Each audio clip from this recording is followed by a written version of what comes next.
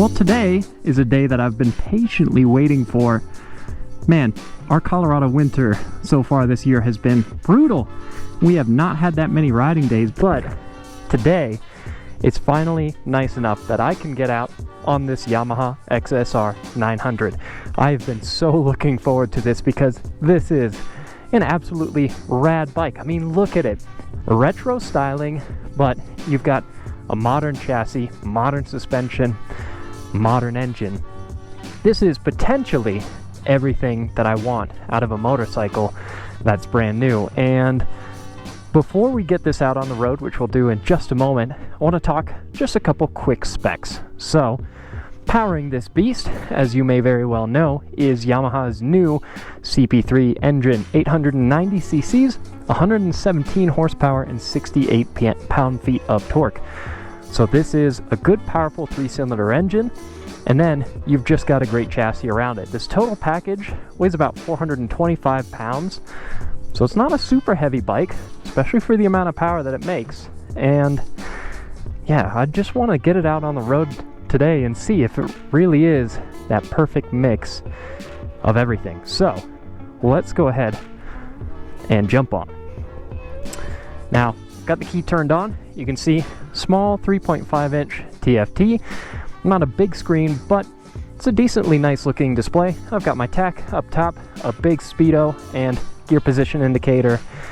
Yeah, I've got my fuel tank reading. I mean, everything that I really need to have at hand right there is pretty easy to find. So even though the screen is small, looks decent, gives me some good info. And let's go ahead and flip the sucker on. Oh, yeah. So one of my favorite motorcycles from Yamaha is the R7, and that honestly kind of carries over to the MT-07 and the XSR900. So I love Yamaha's CP2 engine, their parallel twin. It's just a great motor. I've spent a decent amount of time on CP3 powered bikes, and it is a very different kind of experience. You get obviously a lot more power. There's a lot more engine under me, but it's also an engine with really good character, and I'm excited to twist the grip on this guy. Woo! Man, that's I mean, I'll be perfectly honest, I'm a little intimidated to meet the red line on this bike. That's more of an Alex thing. Alex likes racing, Alex rides fast bikes. It's his area. I like cruisers, I like old bikes. So this is a lot of motorcycle, man. Woo! Wow. So it's funny, you know, at the lower RPM, it really doesn't start to pick up. And then, I don't know, I would say maybe in the 7,000 RPM range, oh, it starts picking up steam fast. I mean, that was all just in second. I didn't even snatch the next gear because I was doing plenty enough speed, even in second. I wouldn't say that this bike is necessarily lacking torque at the bottom end. I mean, you still get some response when you twist the throttle, but if you want excitement, it's at the top end in this engine for sure. You get a big reward for staying in the throttle.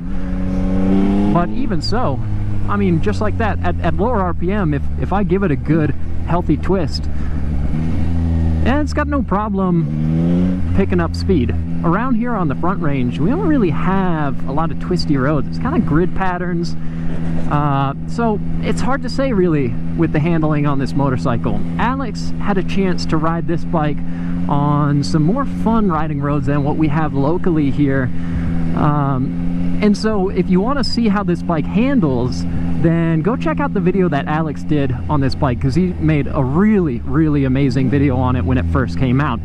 But in more of a commuter type setting, this feels like a really livable bike, because some higher performance motorcycles can be just not that great on the street.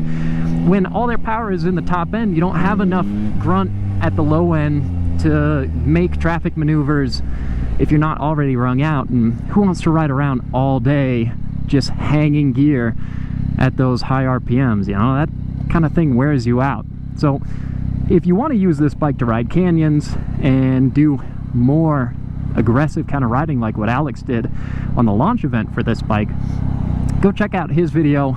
You know, I know that this bike is good for that. But if you also want to use this motorcycle just to get places, you can definitely do that. You're gonna have a hard time keeping it tame because this bike is just, it's begging to go. And God, I just in this city setting, I mean, even in second gear, you can't ring it out because you're gonna be going too fast. I think this is a really good looking bike. I know that a lot of people don't like the styling here, and I'm a little surprised by that. I'll point out a couple things when we get into this parking lot that I also don't love about it. I know a lot of people really prefer the styling of the Kawasaki Z900 RS, and that's fair. We're going to do very, very soon a video comparing this XSR900 to the Z900 RS, because as you might have seen, we have both bikes at our office as we speak. So that video is going to be coming up, and there we can kind of start the debate on styling of this versus styling of the Z900 RS. But let's just focus on, for a second, the styling on this bike in particular. Let me go park by this ugly pile of dirty snow. Oh man. Woohoo! So, first of all, I think the color on this bike, or colors, that's hard to argue with. It really makes it pop.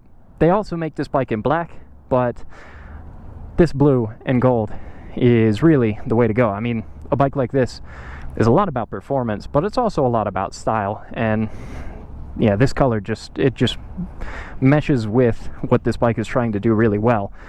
Something that I don't like about the styling of it, that I said I would mention, is the chassis here. There's just a lot of chassis visible from the front of the bike. So if you're looking directly at the front, you just see a lot of black frame. Now, the Z900 RS is not that way. So I don't really love this kind of block of frame right here out in the open. I think that's not great looking. But other than that, I like most of what you've got here, personally. This is a cool blend of some retro elements and newer styling. I know a lot of people also don't like that seat. I can understand that as well. It's a little bit of an awkward shape, but there's a lot of great things here. I love the round headlight. It's LED, you can tell that it's modern, but because it's round, it gives it a little bit of an old school flair. And then you've got a lot of nicely made pieces here, like this headlight mounting bracket is really cool. Tops of the forks are really cool. This XSR badge is really cool right here below the TFT. I know one of Alex's favorite details are these fasteners, these race bike style fasteners, and I agree. I think that's really cool. The way that they make the passenger pegs fold up and out of the way. There's a lot of good design on this motorcycle, whether it's your style or not. There's a lot to say for it. So let us know what you think down in the comments below. Really, really fun bike. Arguably a little bit too fun. I'm gonna ride this back to the office, enjoy my ride back to the office, and then I'm gonna go back to my slow motorcycles because, yeah, this is quite a handful. But really, really cool bike, and for $9,999 MSRP, you're really getting a lot for the money. So once again, let us know what you think in the comments below, and we'll catch you in the next video.